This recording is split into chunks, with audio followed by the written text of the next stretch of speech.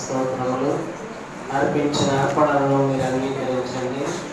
మన చేతులను బలపరచండి, వారి ప్రకాశం తీర్చండి. నీ సన్నిధిలో ఒక దినము గడుపుట 5 దినముల కంటే శ్రేష్టమని మీరు మాట ఇచ్చేవారు. ఏమిగా నీ సన్నిధికి వచ్చిన బిడ్డలు వారి సమయాన్ని హెచ్చించారు. ఎన్నో పనులు ఉన్నప్పటికీ వాటిని మానుకొని నీ సన్నిధిలో సిద్ధపడొచ్చున్నాను. పనికొచ్చి పాత్రగా వారిని వాడుకోనండి. నేను నీ పనిలో సాక్షిగా వాడుకోనండి. అలాగే మంచి